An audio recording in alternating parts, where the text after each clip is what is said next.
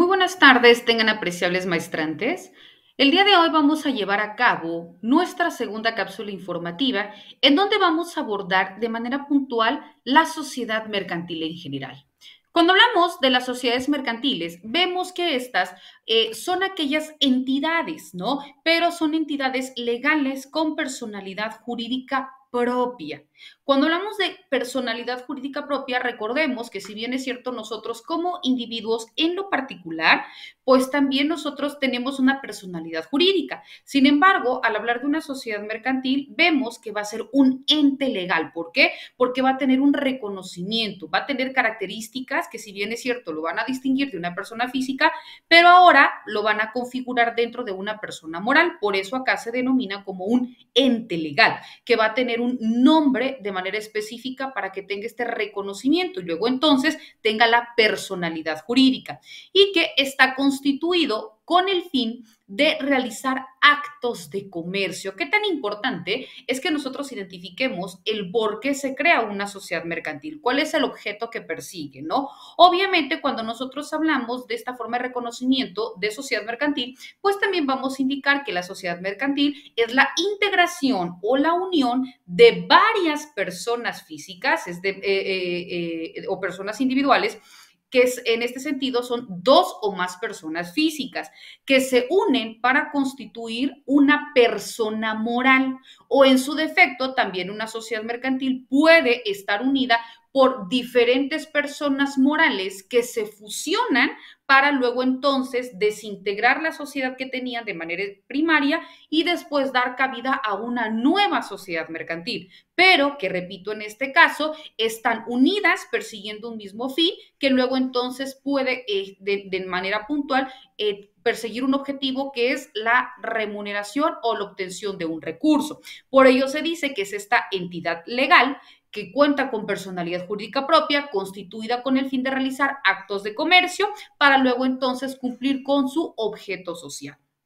Cuando hablamos de las sociedades mercantiles, vemos que éstas encuentran su soporte o su razón de ser a partir de un instrumento jurídico normativo, ¿no? ¿Por qué? Porque luego entonces sabemos que deben existir aquellas protecciones a través del otorgamiento de derechos, pero también en caso de algún incumplimiento, pues también que exista este instrumento jurídico que te indica cuáles van a ser las sanciones que te vas a hacer acreedora por alguna omisión, ¿verdad? Entonces, repito, las sociedades mercantiles son aquellas que se van a crear a través de dos o más personas físicas para dar cabida a una nueva sociedad mediante una serie de requisitos que también la propia ley te establece para luego entonces otorgarte esta nominación, ¿verdad? Bueno, el instrumento jurídico normativo a que hago referencia se denomina Ley General de Sociedades Mercantiles, que repito, es aquel que nosotros tenemos dentro de nuestro territorio mexicano.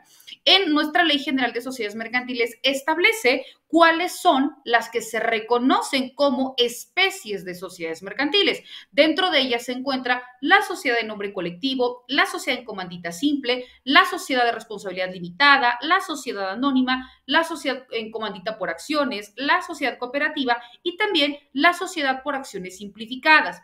Cuando hablamos de las sociedades mercantiles, vemos que estas para que puedan tener esta validez o este reconocimiento legal, de manera forzosa deben de estar inscritas. ¿En dónde se inscriben las sociedades mercantiles? Bueno, se inscriben ante el Registro Público de Comercio para que luego entonces tengan o cuenten con esta personalidad jurídica que va a ser distinta al de los socios, ¿no? Lo que hace rato te decía, yo, María Catalina, tengo una personalidad jurídica en lo individual, pero si nosotros nos fusionamos con dos o tres personas y damos cabida, se me ocurre, a una empresa Patito S.A., ¿no? Entonces ya no va a figurar María Catalina, sino va a figurar la nominación de la empresa como Patito S.A., ¿verdad? Entonces, obviamente lo están integrando quienes, nosotros como personas físicas y dentro de los requisitos, ahí se tendrá que establecer dentro del acta constitutiva cuáles son las personas físicas que fungen como socios, el grado de participación que tienen y demás, ¿no? Que luego entonces te lo voy a hacer del conocimiento de manera puntual.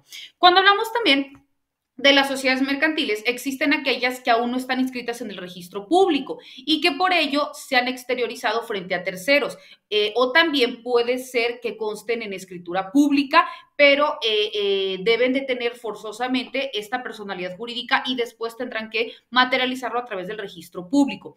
Cuando hablamos de las sociedades mercantiles, Estas nos indican que las sociedades de manera muy puntual deben perseguir un objeto o un fin específico y este objeto debe ser lícito. ¿Qué significa? Que debe ser permitido, que no debe ser contrario a derecho. Pero para ello te voy a indicar cuáles son los lineamientos o los requisitos que debe tener una sociedad mercantil para que luego entonces se le pueda otorgar este registro, ¿verdad? Primero, se dice que las sociedades deben contar con un acta constitutiva, con una escritura o con una póliza constitutiva de sociedad mercantil. Dentro de ella se deben señalar primero los nombres, la nacionalidad y el domicilio de las personas físicas o en su defecto de las personas morales que constituyan la sociedad.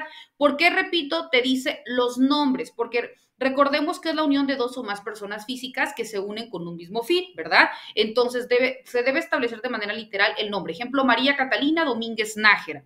Ok, ¿por qué? Porque cuando exista alguna sociedad que quizás se dio de alta bajo un objeto lícito, pero en el momento que se realiza esta supervisión se ve que el objeto o el fin no es el que dimos a conocer en un principio, sino que se persigue una cuestión contraria a derecho y que en el momento no me encuentro como socia, entonces van a poder identificar quién o quiénes son los responsables. Por ello, se tiene que identificar de manera específica los nombres de las personas que fungen como socios, ¿verdad? ¿Por qué nos dice también la nacionalidad? Porque recordemos que existen asociaciones, sociedades o empresas que son nacionales y otras que son transnacionales o internacionales. Entonces, por ejemplo, Nike, por ejemplo, Apple, ¿verdad? Coca-Cola, etcétera. Entonces, también es importante que se puedan identificar en dónde se localiza a este socio, ¿verdad?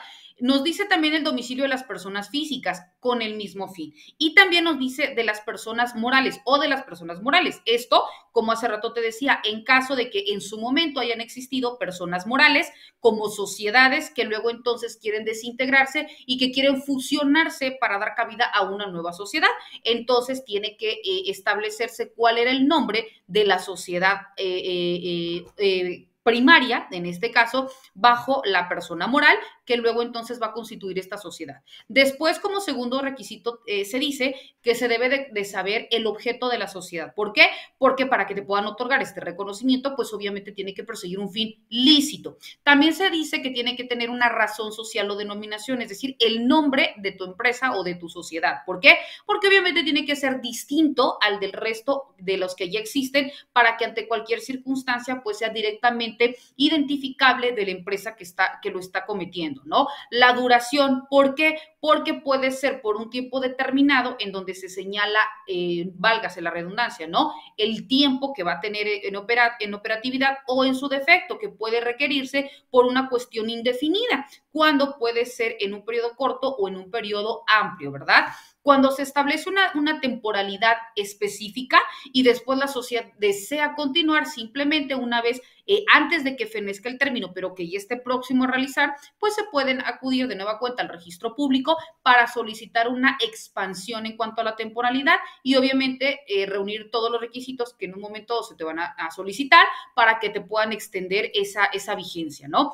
También se dice que es necesario que se establezca el importe del capital social, es decir, la cantidad con la que se va a dar inicio a la constitución de esta sociedad, porque también más adelante vamos a ver que para que existan las sociedades, muchas de ellas te establecen de manera forzosa una cantidad monetaria, otras da cabida a que puedas ingresar no a través de un recurso monetario, sino también a través de bienes muebles o también puede ser socio aportando la cuestión intelectual y demás especificidades, pero que cada sociedad te lo va a ir demandando, ¿verdad? También es importante señalar la expresión de lo que cada socio aporte, como te decía, en dinero o en bienes, y también el valor atribuido a estos y el criterio para tomar en consideración la valoración.